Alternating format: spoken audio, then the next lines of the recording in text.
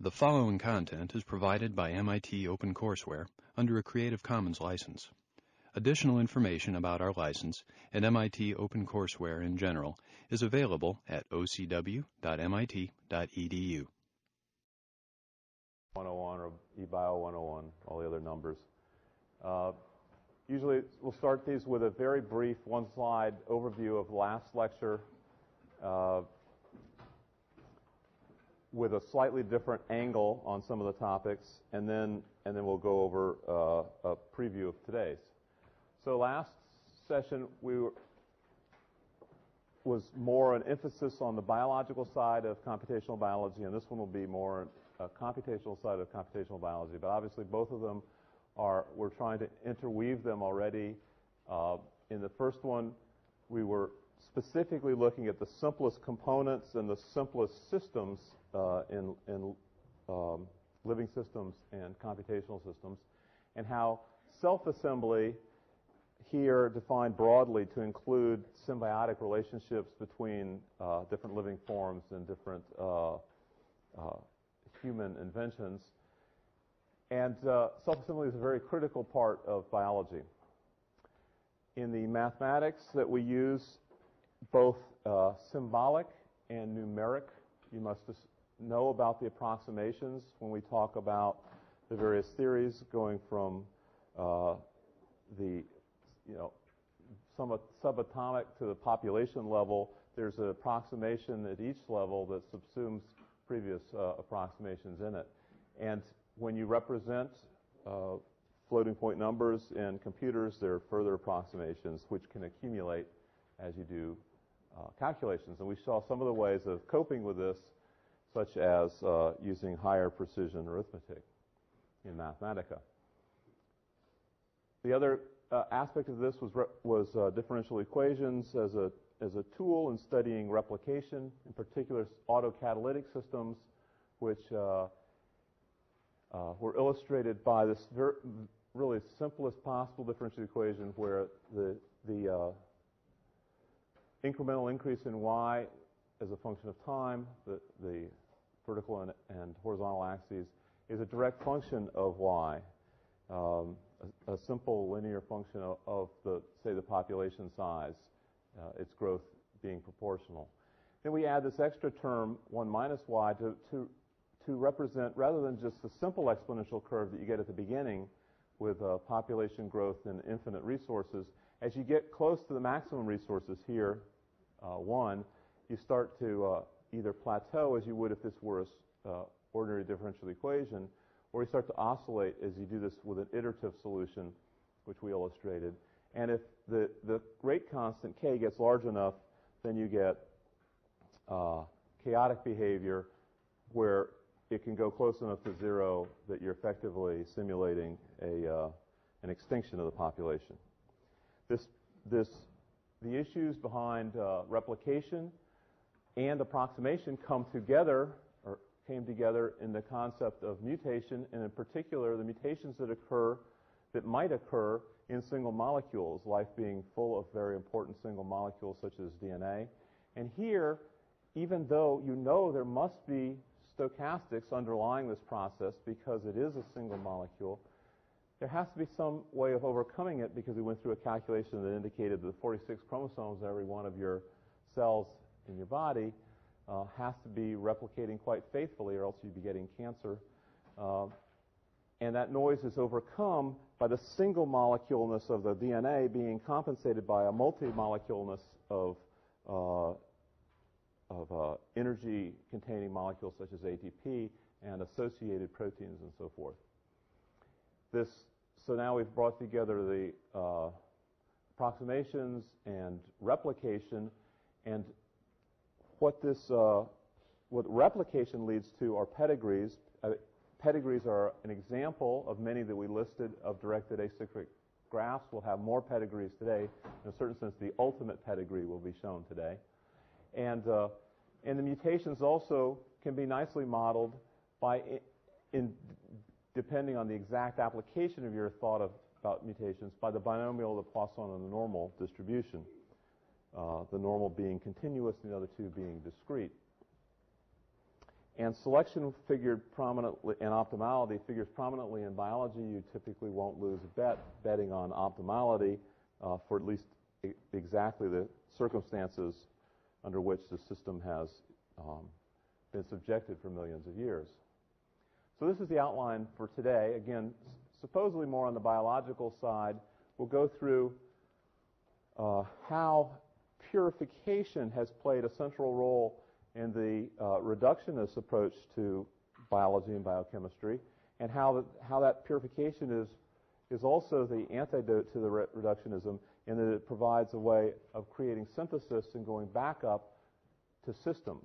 Systems biology is the second topic, and this is both relevant to the models, applications of models, and making the interconnections of the components ultimately in a synthetic loop of discovery and recreation, perturbation.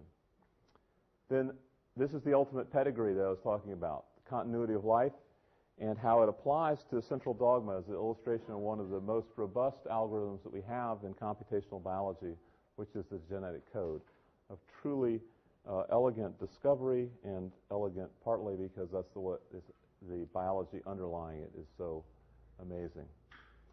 Then we go into the issues behind how we get qualitative models from quantitative data, and then how we go from those qualitative models and fill them again with the quantitation that's required for true simulation, prediction, and design. And then we end up again on mutations and selection, just as we did last time. Okay. Familiar face, the periodic table. Just like last time, there are 6 elements that are involved in the 3 major biopolymers in the cell. DNA goes to RNA, goes to protein, is the central dogma, and all of those can be made of these 6 elements plus counterions of the polyanionic. So those are typically sodium, potassium, and other counterions.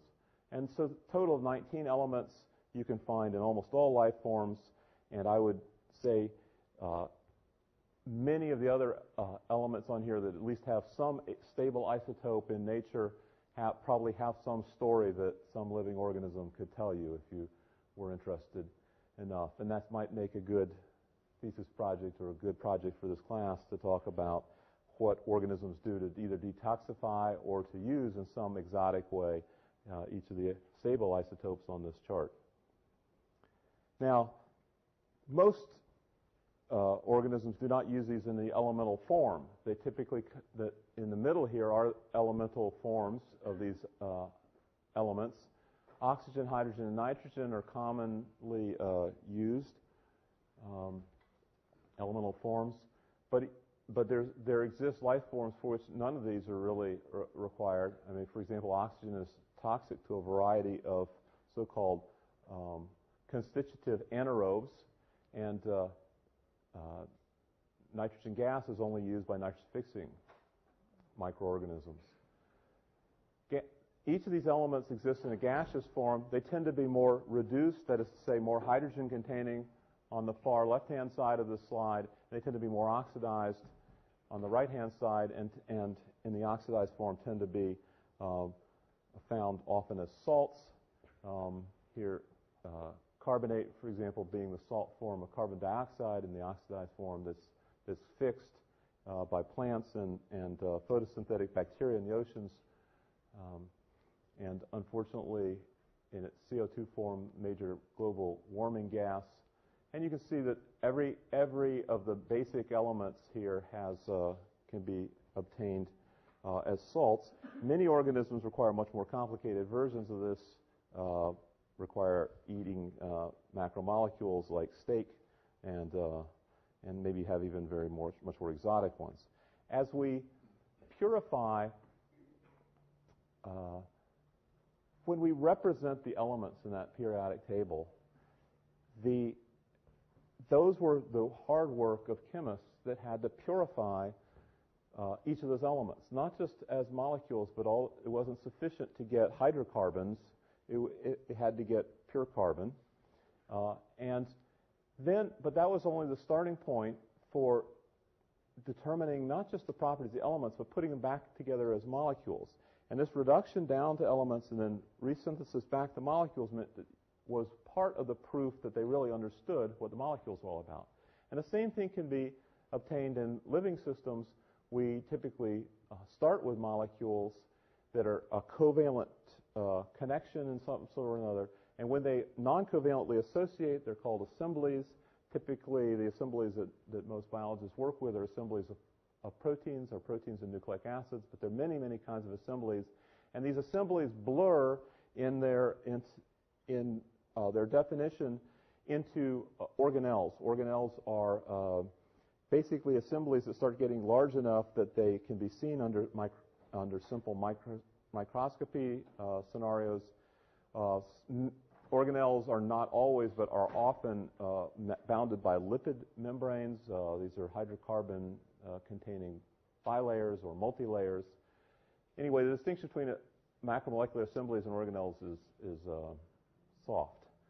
And then cells are collections of these assemblies, again, typically bounded by a phospholipid bilayer.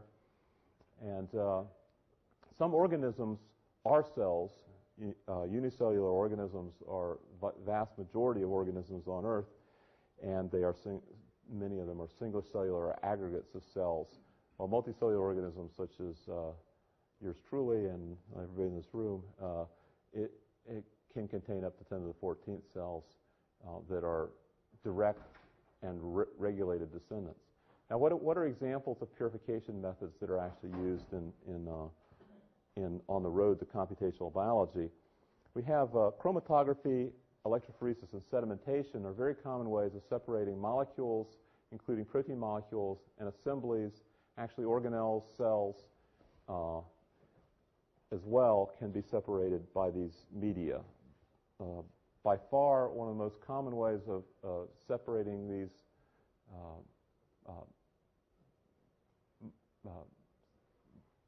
protein molecules is by chromatography and electrophoresis, and we'll see some examples in just a couple of slides. A very incredibly powerful way of separating entities in general is represented here on the far right-hand side. This is clonal growth, or this is essentially an analysis of single molecules or single organisms. Each of these colonies, which might be growing on a petri plate about the size of my fist,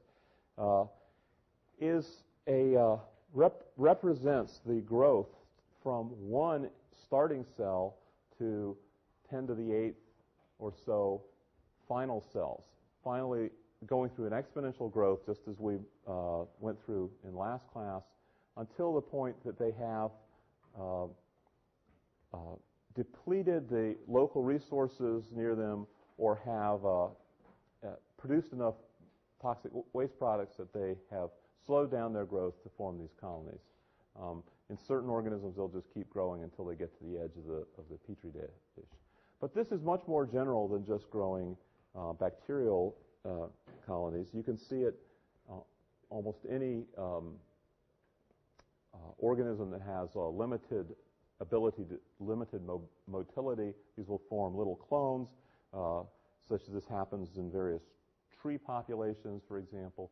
Also, it represents the ultimate purification. In one step, you're getting something that would, by combinations of different chromatographic steps and electrophoretic and sedimentation steps, you might have to serially do several of these steps in a row to get a molecule or an assembly purified, while here, in one step, by essentially limiting dilution, you dilute the molecule of interest to the point where it's a single molecule. Well, now, if they don't undergo clonal growth, this is not terribly useful because it's very hard to study single molecules, even if they're well isolated from all the contaminating molecules. There are ways, and we will talk about them in the course, but ideally you need some way of amplifying them. There are ways to amplify nucleic acid molecules such that they exhibit clonal growth like this, and in principle, either by putting them into a bacterium so that the bacterium behaves in this manner, carrying along with it the artificial piece of nucleic acid you're interested, or you can do it entirely with enzymes so that the nucleic acids replicate and make these colony-like objects. Now, this is a idiosyncratic view of this purification, of this process by which we, as scientists, have gone through purification and then are returning to much less pure systems as a subject of our research. We'll call this 3 revolutions. In the pre-1970s, we had column chromatography, so-called chromatography in that last slide, because literally the substances that were being separated were highly colored, as were those bands in the last slide, those 2 dark bands, hence the name chromatography. It's really a separation by the properties of the solid phase and the properties of the mobile phase and the molecules in the mobile phase being separated by differential absorption to the solid phase. Gel electrophoresis and sedimentation in a gravitational field.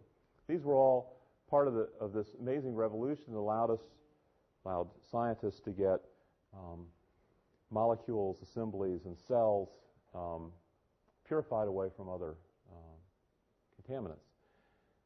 Then recombinant DNA did that trick that was in the lower right-hand slide of the previous slide, which was going directly to purification by going to single molecule isolation by dilution to the point where you had less than 1 molecule per cell and less than 1 cell per square centimeter on the Petri plate. That gives you single-step purity of the gene, which in effect allows you to get single-step purity of whatever is encoded by the gene, the RNA, the protein, or the enzymatic activity. This was a huge change. Suddenly everybody was spending a lot of time so-called cloning of DNA and sequencing it, and almost every thesis and paper of that time, everybody was turning into molecular biologists in order to do this, and it became very routine and very time-consuming and expensive. And so the third revolution was automating this and using economies of scale so that all the genes were obtained at once and sequenced at once, rather than going through here, where you would have to go through the entire library of all the genes just to find your favorite one, and then you would sequence that one, working hard on isolating away from everything else. While with sequencing genomes, it was more a process of everything you came upon was interesting, and so you didn't have to do quite as much time selecting. You just made it more of a production effort. But the subtext of this was not just automation and economies of scale. It also started to return us to thinking about whole systems and doing things systematically. And this was particularly valuable in the sequelae of genome sequencing, which was functional genomics, which we'll talk about quite a bit in this course, applying the same attitude to other biological measurements. And this returns us to whole systems. Now that leads us to the discussion of whole systems modeling. Systems biology and the models therein. So we have, this is just one of the earlier papers. There are many now that are we're trying to grope our way towards what we mean by system biology. But this is sort of paraphrasing from that paper. We want to follow these 4 steps as a protocol. Define all the components of the system. Systematically perturb and monitor the components of the system so that we can do this either genetically or environmentally, meaning changing the small and large molecules that program the biological system from the outside. Then refine the model, which you had maybe before perturbing it, such that the predictions most closely agree with observations. Listen carefully to that statement. Refine the model so that predictions agree with observations. And then do new perturbation experiments to distinguish among the model hypotheses. We do this in a cyclic fashion, basically going back up to item 2, so that we're perturbing and monitoring. Now, what's the critique of this systems biology manifesto? We have those of you who have read books that predate the Genome Project in systems biology say, hey, this what's new here? This is the way biologists were doing it even before recombinant DNA. So it is an old approach, but the new spin on it is the word all components. Typically before, the components would be chosen and the perturbations would be chosen based on the latest biological fad or what was available technically at the time based on the history of the component studies before that. So it's a significant deviation to now even set as a goal all components. It's a very challenging goal. It's been met in the case of certain genome sequences. It has not been met in any functional genomics that I'm aware of. But it certainly is a goal, and we're getting asymptotically close to it, just as we got asymptotically close to genome sequences. To systematically perturb has the conceit that we can list all the sort of perturbations we would want to do and then walk through them in a systematic way rather than a more whimsical way. Now, this is new spins. But what's missing from this manifesto in the previous slide that in systems biology? For one thing, and I cautioned you in the previous slide, that when you start fitting your model to the data and refining your model, there's a problem of overfitting, and this will come up a couple of times in this course. If you have enough adjustable parameters, you can fit almost anything. And so you have to be careful that as you refine your model, that you state exactly how many adjustable parameters you have and how many data points you have that are truly independent for fitting that. So we have methods to recapture unautomated data. There is a step implicit in the previous one, actually explicitly stated elsewhere in some of these papers, that when you have, as you're developing the model, you will draw not only upon the systematically collected data, but also upon the literature. And the literature, as we'll see in the next couple of slides, not only has unautomated data, but it has models that are derived in a variety of of somewhat undisciplined or a different discipline. It's not an electronically compatible discipline. And so there's a process by which one captures this automated data and integrates it with the automated data, which can be either challenging or pathological. So we need to make more explicit the logical connections that are used for deriving these systems, biology, diagrams, and quantitative models. Finally, when you make these perturbation experiments, if they're done using there's a new optimization that needs to be made in order to integrate them with the systems biology loop. As I mentioned in the previous talk, the thing that makes the killer applications in computational biology so far are searching, merging, and checking. If you can find ways to search, merge, and check large data sets via models, then you've made a great deal of progress, and that should be the goal here too. So what the systems biology will do, I think possibly more well illustrated by this slide in the last talk than by some of the examples so far in the literature on system biology. But the goal is to be able to work with very simple parts, this reduction down to the basic parts, and then move up through models that are hierarchical and include all these intermediate steps to very high-level ways of describing, understanding a system. This one, you have the unfair advantage that the entire thing was designed from scratch by humans. But in biological systems, you want to reverse engineer it to the point where it has some of the same flavor of forward-engineered systems, and then develop ways of simulating the systems so that you can design new versions of it.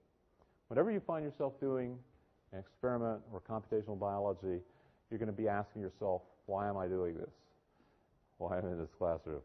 And whenever you do that, you should ask yourself why a bunch of times until you get down to the real core reasons. And so, for example, we were, in effect, sequencing the genome prior to the Genome Project. We were spending hundreds of millions of dollars of NIH money and every funding organization's money, doing it in a very inefficient way. And we knew why we were doing it, I think. We wanted to map variation in sequences, variation within a species like humans that make us different from one another, variation between different species, which is comparative genomics, item 3. And in between item 2, we wanted to have a complete set of human RNAs, proteins, and regulatory elements, and for every other organism, too. I just use human as an illustration because it was called the Human Genome Project. And we wanted this complete set so that we could go back and measure them systematically. Although this was not articulated in any way, we didn't use the words complete or systematic very much prior to the Genome Project. And if we said these were the reasons, then we could ask, why do we want to map variation? Why do we want a partial or complete set of these various molecules and regulatory elements? And why do we want to compare them in different organisms and in different environments? And the answer to that would be that we would want to make quantitative biosystems models, such as the ones we were describing in the last couple of slides, of the molecular interactions at all the levels, extending from atoms to cells to organisms and populations of organisms, because it's the population upon which selection acts, and it's the population that allows us to understand and make useful products. And so when we ask why do we want to make this biosystems models, we have 3 reasons, all of which we touched upon last time when we asked why do we model. Same thing. Why are we collecting all this data to model? We model so that we can share information and so that we can construct a test of understanding. One of the tests of understanding is making useful products. Okay. So on that theme of why and making useful products, I will put this in the context of, say, the projects you'll be doing for this class. I'd like to stimulate you to think about this early on, and in every class I'll mention something. And you might say, well, grand and useful challenges are really not a great place to be doing a short term project for a course. But I think that the piece that you choose should be a piece of a grand challenge because it really gives you the context. And so I'm just going to walk through these 3 classes of challenge, not so you will feel limited, but so that you will feel broadened in your mandate for what you can do. So at the simplest level, kind of reflecting last lecture, simple, going from atoms to small cells with small genomes, maybe even minimal or miniature, just like you want to downscale electronic components. We have, if we really want to show that we understand the biosynthetic route that will be the topic of today, this really key mechanism by which we go from DNA to proteins, we should be able to take it apart and put it back together again. That's one way of proving that we really understand it. That has not been done in a purely synthetic route. We have taken apart protein synthetic apparatus and put it back together again, but we have not completely synthesized the synthetic apparatus. That sounds odd, but that would be one step. But the impact of that would not be just proving that we can do it.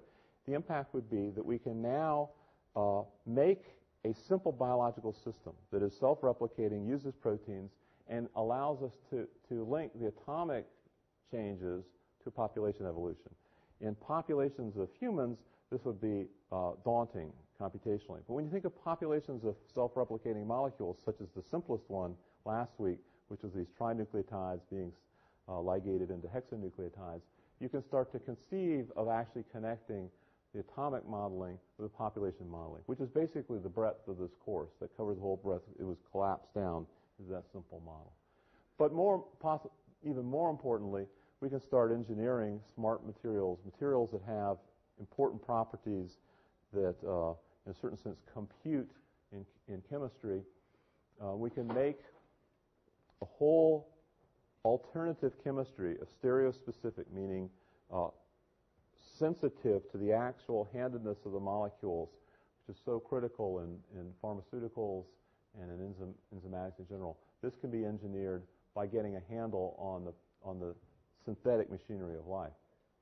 Okay, so that's at the simple end of the spectrum. What about going from atoms to cells? How about cells to tissues? When we typically, and many of you are either already in the biotech pharmaceutical industry or feel that the research that you might be doing as a graduate student would contribute to that in some way, however indirect, the way that you would program a computer, we might fill up this room full of laptops and go pouring random chemicals on them to see if they then produce the graphical user interface that we desire. This would be the drug screening approach to programming. And obviously the way we program actually is we work in the natural biopolymers of computers, which is the strings of zeros and ones represented in the computer. And we program those as long strings. And so the equivalent in cells, might be to manipulate the genome itself. We're doing genome-level programming, either at DNA, RNA level, via nucleic acids. This is not an either-or. This is probably something where one is augmenting by studying and programming at this detailed level. And to do this, manipulation of stem cells is a growing avenue of research. This gives us access. The stem cells are the cells that are capable of replicating and differentiating into almost any cell in your body. And rather than dosing your entire body with a drug, you can now specifically deliver a particular cell to a particular place and have it take its role as a replacement. And so this is the kind of programming I think we should be thinking about as a grand challenge. Remember, grand challenges are not going to happen tomorrow. You have to do some piece of it. Question? The first bullet in B, Yeah. since it appears we don't really yet know what the function of a protein is going to be unless we know how it folds, right? Right. So we might be able to model the sequence, but how would we model anything further than that? So the question is, what do we know about, or rephrasing the question, what do we know about a protein before we know its fold? And actually, historically, we knew more about protein, much more about protein function than we knew about their folding, because and we'll get to some of the definitions of functions in just a moment. But you can study it biochemically in terms of what it binds to, what place it holds in the replication of the cell, and so on. We do know the folding of most proteins, and that will be part of the post-genomic era. We'll be producing the three-dimensional structure and biochemical function of all the proteins. But here you're asking for changing the genome programming, right? And then try to... Of the parts that you understand. Okay. I mean, obviously, we do engineer a variety of physical and biological systems without full understanding. An even grander challenge would be full understanding. Here, we're trying to take subsystems that we do. It could even be a highly integrated system where you do model the entire system, but there will always be gaps in your knowledge, just like there are gaps in the human genome sequence.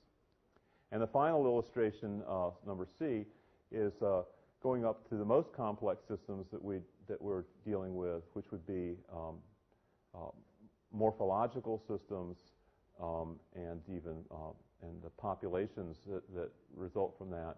And here, we will be you can deal with morphology in a way that at the molecular level all the way up through the morphology of assemblies of cells, how cells aggregate, and all this can be modeled and used to great effect, whether it's smart materials or replacements in human systems. So let's talk a little bit more about these components and how they're interconnected. Whether we are taking these components apart or putting them back together again, we need to understand how many of them there are and how we're going to access them in databases. I'm illustrating this with three organisms that are nicely poised to show the extremes on the left and right and something in between. So this is Mycoplasma Mycoplasma genitalium, one of the smallest living organisms and smallest genome. Its genome size is a little over 500,000 base pairs. The worm, Synovitis elegans, one of the first metazoan multicellular organisms sequenced, was a little less than 100 million bases, and the human at 3 billion bases. Neither the worm nor the human is completely sequenced, despite some possible indications to the contrary. There are quite a number of gaps in each. Many bacterial genomes are completely sequenced, including mycoplasma. The number of DNAs in each of these, you have one circular genome in many bacteria. Some have multiple chromosomes. The worm has 7 chromosomes, and human has 25. Those of you who have studied biology or just listened in the last lecture where I said we had 23 pairs of chromosomes to segregate, nevertheless, there are 25 different kinds of molecules. I'll leave that as an exercise for you. You can ask me in just a couple of minutes. The number of genes encoded in these DNA depends on your definition of gene. If we define it somewhat arbitrarily as a piece of inherited material that encodes one or more RNAs, where those one or more RNAs share some of the same inherited material. So in principle, there's inherited material which is not nucleic acid, but for most intents and purposes, the genes that we'll be interested in do pass through RNA on their way to protein. And the number of genes in mycoplasma is roughly 1 gene per kilobase. It's about 500 genes or so. The number in worms is estimated at around 20,000. And in humans, it ranges from 30,000 to 150,000. And there are betting pools on exactly how many there are. And there probably should be a betting pool on when it is we will know how many there are. It's been announced at various times. But to some extent, the exact number will have some softness to it, because some of the genes will be of marginal utility to humans. They will have been of some consequence maybe many generations ago, but on a day-to-day basis, they will be hard to detect the importance of whether that gene is present or not. In terms of RNAs, in bacteria, you have a tendency to have more genes than you have RNAs, because the genes will be constructed in a series such that one RNA can make it through multiple genes in an operon. Then that operon will then make multiple proteins, so you might have slightly fewer RNAs than you have genes. In worms are an example of a multicellular organism that also has operons where genes will be strung together. They tend to be shorter and fewer in number, but that doesn't just reduce the number of RNAs. You can then increase them because you have alternative splicing, where the RNAs will be made up of multiple pieces called exons, which are stitched together by a specific biochemical machine, splicing machinery, and that can happen in more than one way. They tend to be in a linear order in the genome, but there's exotic mechanisms like transplicing, where you pull up an exon from a completely different part of the genome and splice it in together. So this number is larger than the number of genes because one gene can produce multiple RNAs by alternative splicing. For proteins, there's additional diversification that you can modify the RNAs in various ways. In prokaryotes, the number of RNA modifications is relatively limited, but the number of protein modifications starts to go up. You can have proteolytic modifications, phosphorylation of various amino acids, and in multicellular organisms like worms and humans, the number of modifications reaches up into about 250 different modified amino acids of the basic 20 amino acids, which we'll talk about in just a moment. The number of cell types in a very simple organism in a very simple environment might be as little as 1. We don't really know how many cell types there are, but basically all the cell types for an organism like mycoplasma look fairly similar morphologically and probably functionally. On the other hand, the worm has 595 500, 959 cells. And this is 3 significant figures, which is pretty good for biology. And these are non-gonadal cells. And the reason we know this so precisely is the entire lineage, the entire division of all the cells have been mapped out for this worm, and we'll show this a few slides from now. Humans, on the other hand, not only is the number of the lineage is very poorly defined for most of the cell types in the human body, and even the number of cell types is unknown. Some people will estimate as few as 200 cell types. This is just a soundbite that is made up as far as I can tell. Some people say 200,000. It's probably a safe bet that at any given time point there are fewer than 10 to the 14th cell types. This is probably not very reassuring for those of you who would like to, say, measure expression in all the different cell types, because 10 to the 14th expression patterns would be quite a number. In addition, you have various developmental stages where, let's say you have, as you grow from single cell to 10 to the 14th cells, you pass through stages, and what appear to be the same cell type at one stage and an earlier time point may have completely different gene expression. That is known, even though the total number of cell types is not.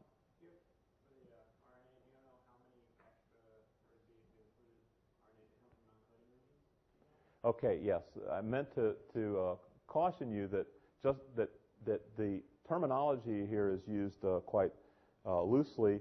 Gene expression is often used interchangeably with RNA expression, clearly, and then in almost the same paper they will refer to as genes as protein encoding genes, completely sidestepping a large number of RNAs which really are never translated into proteins, such as ribosomal RNAs, tRNAs, small nuclear RNAs, and a whole variety of regulatory RNAs, RNAis, and so forth. It's becoming very important, this class of RNAs, which stay as RNAs. So be careful when people use genes and RNAs interchangeably or genes and proteins interchangeably. Okay. So this is an example of molecular morphology, a particularly elegant example that illustrated last time. In a certain sense, the morphology of these 2 strands of DNA greatly go a long way towards explaining the inheritance and fidelity of the basic macromolecule which stores the information. What we're going to do is expand on the look outside of these bases, which form the base pairs that have stacked up along the core of the DNA, to look at how they're actually covalently attached, what the precursors are when we go from monomers to polymers. We're going to talk about polymer synthesis for the next few slides. So in order to get this exquisite base pairing here, which a recent article has argued is optimal, of all the different base pairs that could have formed in the prebiotic times, these are some of the optimal alignment of hydrogen bonds. But the hydrogen bond just guides the base pairing. The polymerization occurs, something not shown on this slide, but shown on the next slide.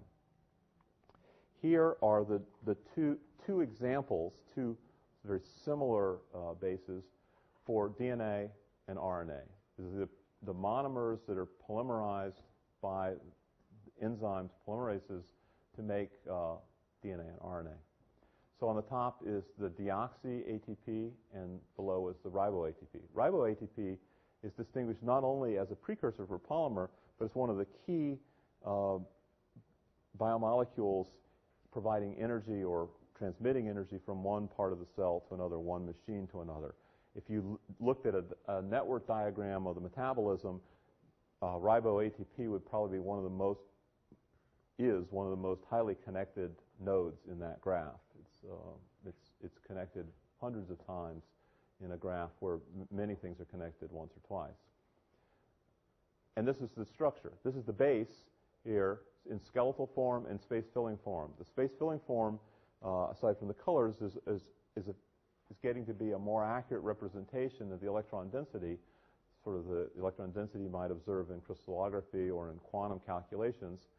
But the skeletal form allows you to see some of the hidden atoms a little bit better. You can see the nitrogens are color-coded by blue, and the phosphates and sulfurs, but in this case phosphates, by yellow, and the oxygens by red, carbons gray or black. And so what you see is the only real difference between the deoxy ATP and the ribo ATP refers to this oxygen at the 2' position, which is the deoxy. They both share this ribose and phosphate, which were what was not represented on the previous slide, are the repeating backbone. You go from this 3' hydroxyl. The numbering here, by the way, for the ribose has primes after it to distinguish it from the numbering of the bases. These were studied chemically by chemists and numbered independently, and so when they were found in the same molecule, you had to have a separate. So that's the reason throughout the rest of this course and the rest of your life probably you'll be referring to things going from 5' to 3'. It's because the people studying the bases won over the people studying the riboses. Anyway, so the last two phosphates just provide a high energy bonds, and these by equilibrium is pushed so that this whole splitting and polymerization is a very favorable in terms of free energy. Okay. Now, as we discussed, those were the nucleic acid components, and then the proteins that they encode and the proteins that are required for the replication of the nucleic acid components are made up of simple derivatives of glycine, which can be represented full name, 3-letter code, 1-letter code. You should learn the 21-letter codes because they're very valuable in this course and in bioinformatics in general. Again, the same color coding here. You have nitrogen, this is the central carbon of C alpha, and this is a carboxyl group. So this is, as an amino acid, this is a Zwitter ion with a positively charged nitrogen and negatively charged carboxylate. And the way you represent this in a computer, you can either represent it as a pretty picture here, either skeletal or space filling.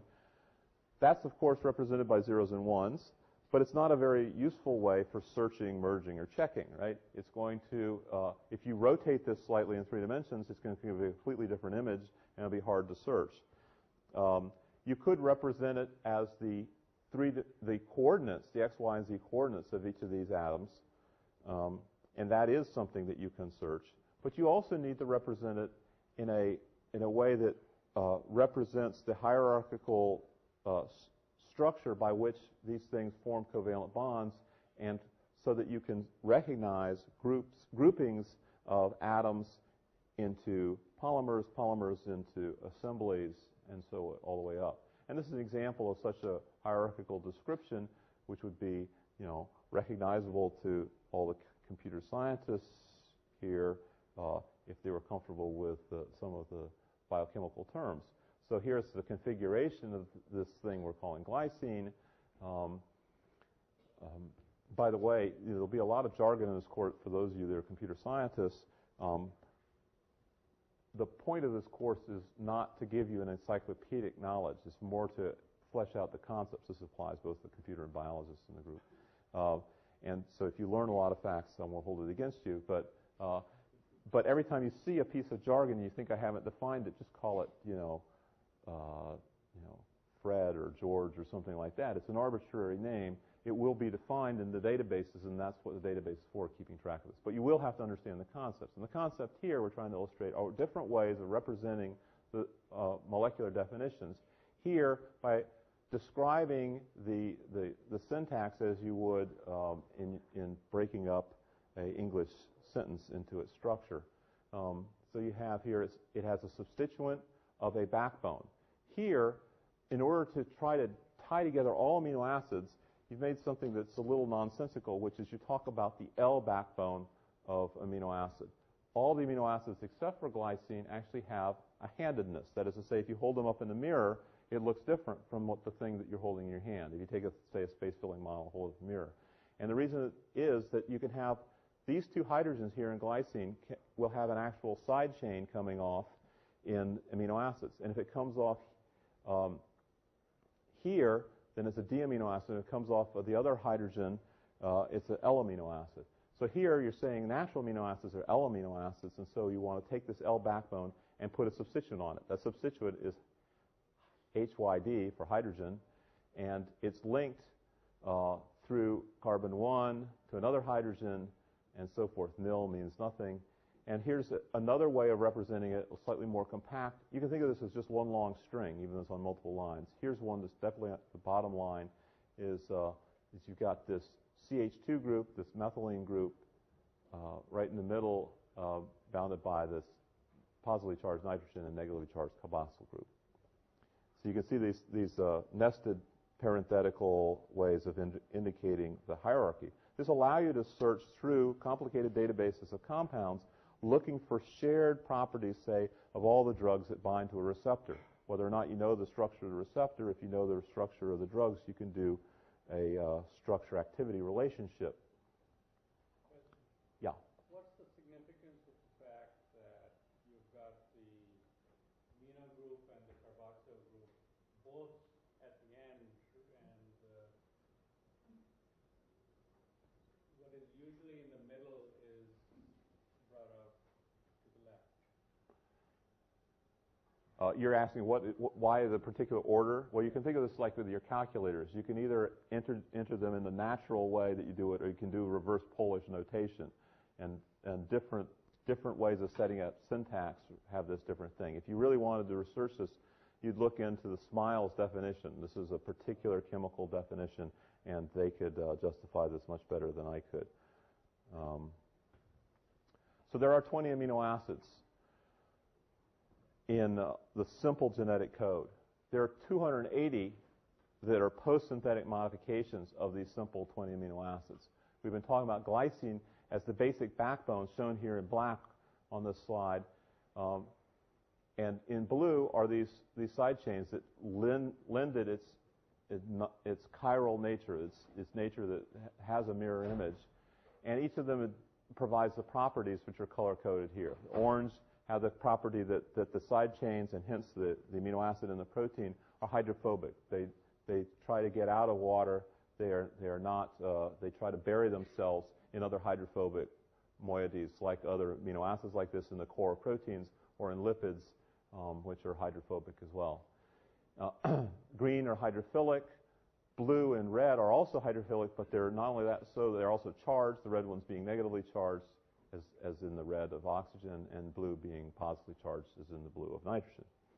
And the yellow being the sulfur-containing, moderately hydrophilic amino acids. You can have more than one chiral center of symmetry, like this mirror image. You can have two such centers, as in threonine. So now we're going to put these amino acids in the context of the central dogma, going from DNA to RNA to protein. We want to illustrate this in a case of a very complicated machine and a very elegant and simple algorithm. This algorithm is simple because biology cooperates largely with us. The code, unlike many codes in biology, is fairly universal, found in almost all organisms in the same form, and it's very strict, and with relatively few exceptions, where you have 3 nucleotides which encode 1 amino acid. So there are 64 possible trinucleotides, right, 4 to the 3rd power, and most of those trinucleotides encode some amino acid. The exceptions are stop codons, indicated here, little dashes in this table. And so let's just go through the table, because that's the algorithm part of it. We have the color-coded amino acids in here in the single letter code. Remember, orange is hydrophobic, green is hydrophilic, blue is positive, and red is negative amino acids. And what we have is an example would be AUG on the messenger RNA. This is going from DNA to RNA, is decoded by a complementary trinucleotide on this transfer RNA. Here it's sort of unfolded, but in reality, and in the last lecture and in the next couple of slides, you will see it more folded up. But this is unfolding it to show the 76 nucleotides or so of the transfer RNA, which has been preloaded with an enzyme which is truly the miraculous part of the genetic code, which is the amino-acyl tRNA synthetases, which recognize the transfer RNA, recognize this methionine away from all the other 20 amino acids, and put it on the right transfer RNA. Once that's done, then the rest is base pairing. Mostly very Watson-Crick base pairing or something like it, where the first two positions dominate, and the second one can wobble. Here a G and a U is not part of the ATGC canon of Watson and Crick, but it's close enough, and it allows some ambiguity at this third position. So, for example, UUU not only encodes phenylalanine, but UUC can also, here the triplet in this table is UXU, where the X is UC, A, or G along the top of the table. And so you can you basically look up the trinucleotide in a table like this in the computer, and you can find the corresponding amino acid. This allows you to go basically from a DNA sequence to an RNA sequence to a protein in the computer.